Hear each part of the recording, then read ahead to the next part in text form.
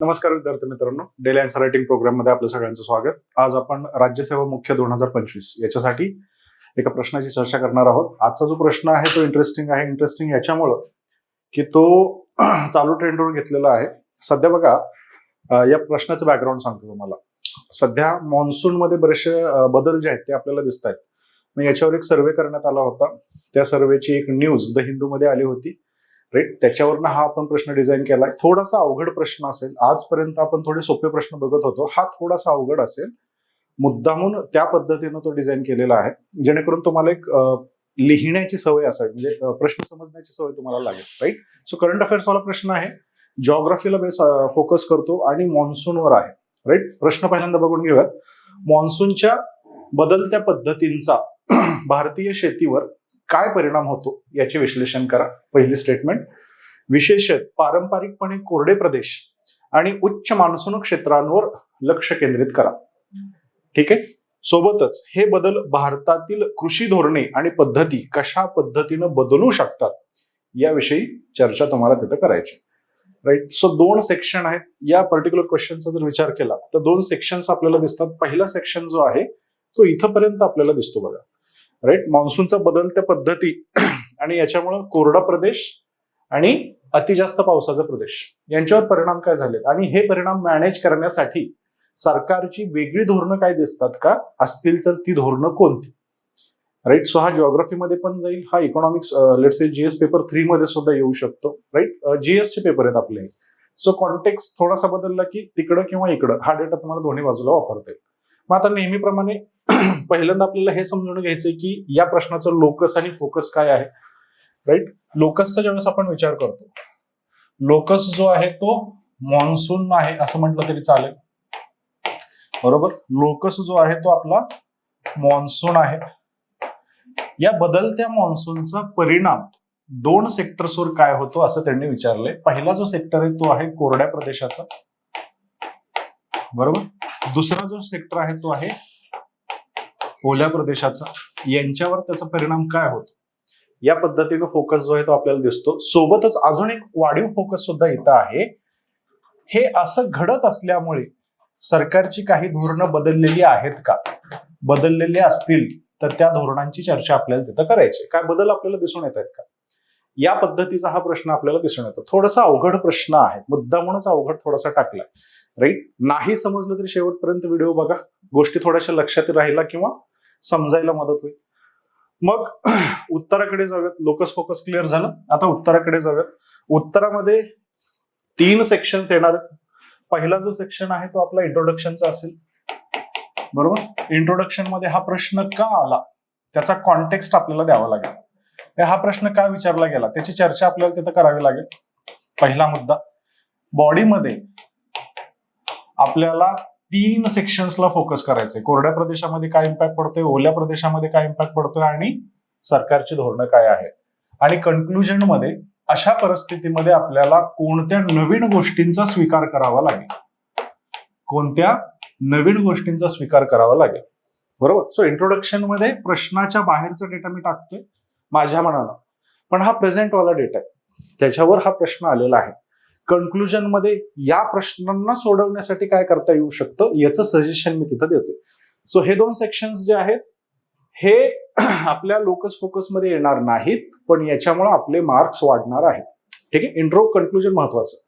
सोबतच बॉडीमध्ये 3 सेक्शन्स जे आहेत बॉडीचे, इथं आपल्याला प्रॉपर अनालिसिस द्यायचं आहे की कशा पद्धतीनं मान्सूनचा इम्पॅक्ट ओव्हरऑल ऍग्रिकल्चरवर पडतं. इथंपर्यंत क्लिअर, राईट. मग उत्तराला सुरुवात करूयात. प्रश्न कळाला सगळ्यांना, राईट. उत्तराकडे जाऊयात. इंट्रोडक्शन कडे आपल्याला पहिल्यांदा जायचंय. इंट्रोडक्शन मध्ये मी म्हटलं होतं की प्रेझेंट कॉन्टेक्स्ट आपल्याला द्यावा लागेल. मान्सूनच्या पावसावर मोठ्या प्रमाणामध्ये अवलंबून असलेले भारतीय कृषी क्षेत्र बदलत्या मान्सूनच्या परिणामांमुळे महत्वपूर्ण आव्हानांना सामोरं जात आहे.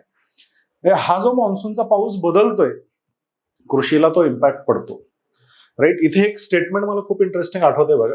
ते स्टेटमेंट अशा पद्धतीनं आहे, Indian agriculture is a gamble of monsoon असं आपण म्हणतो. भारतीय शेती हा मान्सूनचा सट्टा आहे असं म्हटलं जातं. सट्टा माहिती आहे तुम्हाला, आयदर पैसे येतात नाहीतर नाही येणार. सो ज्या वर्षी मान्सूनचा पाऊस चांगला पडेल त्या वर्षी शेती चांगली आहे, ज्या वर्षी तो पडणार नाही त्या वर्षी शेती खराब आहे. राईट. सो कुठंतरी डिपेंडन्सी जी आहे शेतीची ही 100% मान्सूनवर आपल्याला दिसते. राईट. आणि जर तो बदलत असेल तर साहजिक आहे आपली शेती जी आहे ही शेती सुद्धा त्याच्यामुळे इम्पॅक्ट पडणार आहे. आव्हानांना ती सामोरं जाते असं म्हटलं तरी चालेल. अनियमित पर्जन्यमान आणि अत्यंत विषम हवामानाच्या घटनांद्वारे चिन्हांकित केलेले हे बदल विशेषतः कोरड्या प्रदेशामध्ये आणि उच्च मान्सूनच्या भागामध्ये खोल परिणाम करतात. ओके, आता प्रश्नाचा रिलेव्हन्स मी इथं आणला. सो माझ्या बाजूचं एक टाकलं मी की इम्पॅक्ट पडतोय आणि हा इम्पॅक्ट मला या 2 सेक्शन्स मध्ये दिसतोय. सो इंट्रोडक्शनला मी प्रश्नाबरोबर जोडण्याचं काम या शेवटच्या स्टेटमेंटमध्ये केले आणि हे लिंकेज आपल्याला शिकायचे. असं वाटायला नको की जे मी लिहितोय ते उत्तराला रिलेटच होत नाही, कारण हे रिलेशन जर तुम्हाला मेंटेन करता नाही आलं मार्क येणार नाही. सो ही काळजी कायम घ्यायची बघ. राईट. सो इंट्रोडक्शन मध्ये मी प्रश्नाला रिलेट केलेलं इथं सांगता येतं. मग आता बॉडीकडे जाऊया. एक सिंपल इंट्रोडक्शन आहे, बॉडीकडे जाऊया. बॉडी इंटरेस्टिंग होऊन जाते. आता बॉडी कशामुळे इंटरेस्टिंग होऊन जाते, आपल्याला 3 गोष्टींचा विचार करायचा आहे. पहिला जो आहे, बॉडीचे 3 सेक्शन्स आपल्याला दिसणार आहे. पहिला सेक्शन जो आपल्याला दिसणार आहे तो म्हणजे कोरड्या प्रदेशांवर काय परिणाम होतोय. राईट. त्याच्यानंतर दुसरा सेक्शन जो दिसणार आहे तो म्हणजे उच्च मान्सून क्षेत्र किंवा ओला प्रदेश जो आहे त्याच्यावर या बदलत्या मान्सूनचा काय परिणाम होतोय. आणि तिसरी गोष्ट, याला कशा पद्धतीनं आपण मॅनेज करतोय. हे 3 मला सेक्शन्स प्रॉपर उत्तरामध्ये टाकणं गरजेचं आहे, बॉडीमध्ये टाकणं गरजेचं आहे. मग एक एक करून तिघांकडे आता जाऊया. राईट. सो पहिला पोर्शन, कोरड्या प्रदेशांमध्ये काय परिणाम होतात. कोरड्या प्रदेशांमधले परिणाम जे आहेत हे जरा इंटरेस्टिंग आहे. अप्रत्याशित पाऊस, विसंगत मान्सूनमुळे काही वर्षात पावसात 20% घट दिसते आपल्याला. पारंपरिक शेतीचे वेळापत्रक याच्यामुळे विस्कळीत झालेलं आपल्याला सांगता येतं. राईट. इथे इंटरेस्टिंग गोष्ट काय बघा, कोरडं मान्सून जो आहे म्हणजे तो जो रिपोर्ट बाहेर आला होता त्याच्यामध्ये त्यांनी असं सांगितलंय की मान्सून ट्रेंड बदलतोय. काय ट्रेंड बदलतोय, तर जिथं पाऊस पडत नाही तिथं पावसाचं प्रमाण प्रचंड वाढलंय. राईट. म्हणजे आपण कमी पावसाच्या क्षेत्रामधली जी पिकं घेत होतो हे जास्त पाऊस पडल्यामुळे ते पिकं पूर्णपणे नष्ट होत आहेत. आणि नवीन पिकं जर घ्यायची झाली जास्त पावसाच्या प्रदेशाची तर हा पाऊस कंटिन्युअसली जास्त सुद्धा पडत नाही, हा कमी पण पडतो. मग शेतकऱ्यांसमोर ही समस्या दिसून येते की नेमकं जास्त पावसातलं पीक घ्यायचं का कमी पावसातलं पीक घ्यायचं. दोन्ही घेतलं तर चान्सेस हे प्रोबॅबिलिटी ही जास्त आहे की दोन्ही वेळेस त्याला इम्पॅक्ट पडेल.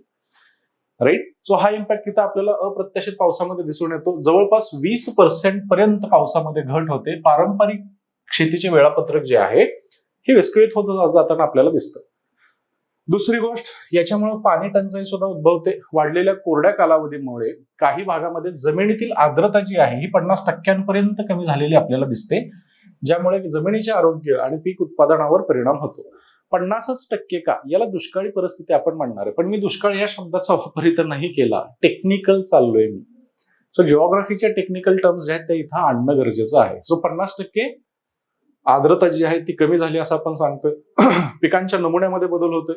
शेतकरी बाजरी सारख्या दुष्काळ प्रतिरोधक पिकांकडे जात आहेत, ज्यांना भातापेक्षा 70% कमी पाणी सुद्धा लागतं. सो तो ट्रॅडिशनल क्रॉपिंग पॅटर्न जे आहेत याच्यामध्ये सुद्धा मला चेंजेस दिसून येतात.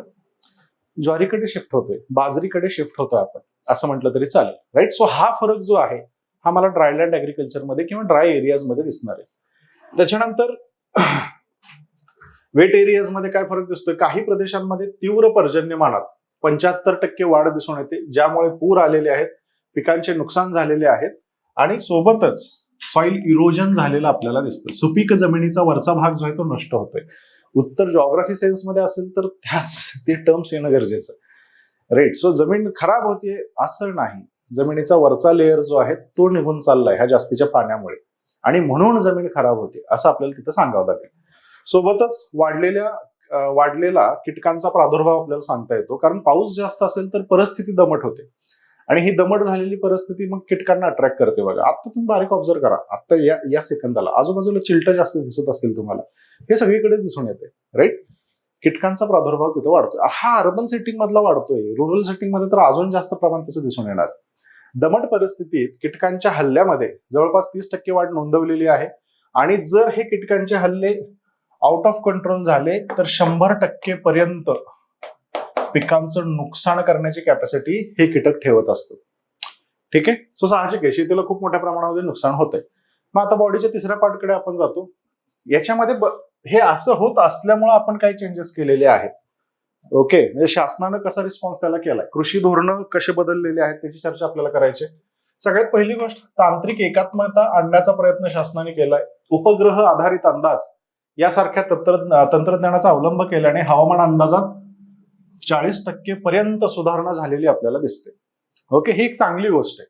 धोरणात्मक सुधारणा, प्रधानमंत्री फसल विमा योजना यासारख्या पीक विमा योजना आपण राबवतोय. याच्यामुळे असुरक्षित प्रदेशांमध्ये जवळपास 20% कव्हरेज वाढलेलं आपल्याला दिसतं. आणि सामुदायिक सहभाग प्रशिक्षण कार्यक्रमांमुळे शेतकऱ्यांच्या शाश्वत पद्धतीचा अवलंब करण्यामध्ये 15% वाढ जी आहे ती नोंदवण्यात आलेली आहे.